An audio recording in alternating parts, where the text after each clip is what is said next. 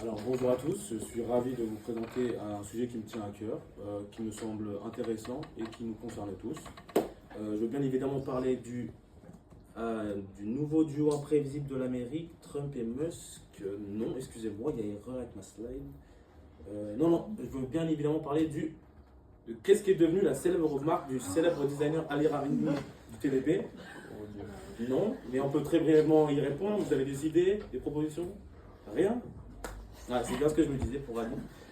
Non, plus sérieusement. Aujourd'hui, je vais vous parler d'un sujet sérieux qui me tient à cœur. Je vais vous parler du body count.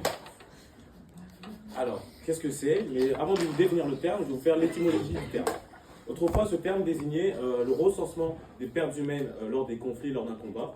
Entre-temps, il désignait un vieux groupe de rock des années 80 aux États-Unis, devenu has-been. Et aujourd'hui, qu'est-ce que ce terme désigne?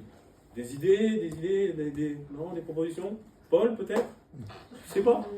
Je vais faire pédagogue. Le body count désigne le nombre de partenaires sexuels d'un individu. Et vous allez vous demander, mais pourquoi diable, Roman, choisis-tu ce sujet?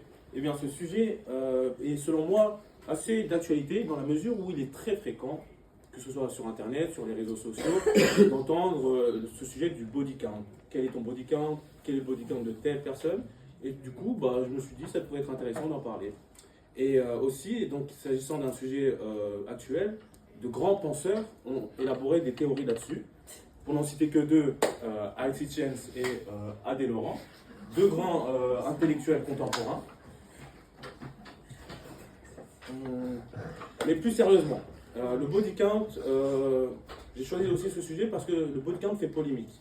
Dans la mesure où tantôt il permet le débat d'un point de vue positif à la sexualité, un sujet qui est assez tabou dans notre société, mais d'un autre point de vue, d'un point de vue négatif, le body count entraîne une discrimination sexuelle envers une communauté, notamment les femmes. En effet, nous avons un jugement différent du body count, une perception différente du body count selon la sexualité de la personne. On va considérer un homme ayant un body count élevé comme un haut séducteur, un haut charmeur, ayant conquis des femmes, tandis qu'une femme ayant un body count élevé, nous allons tout de suite la traiter de fille facile qui ne se respecte pas. Ainsi, il y a un deux poids deux mesures sur la perception du body count, et selon moi, ce n'est pas légitime. Je vois que l'heure tourne, donc je vais passer au mot de la fin.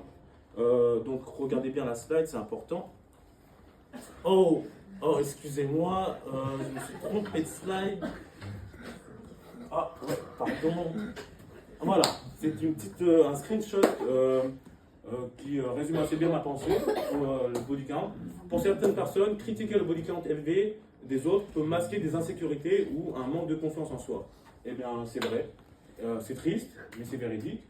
Et j'ai fini, et je voulais juste vous remercier pour votre attention et gamberger bien sur mes mots. Merci bien.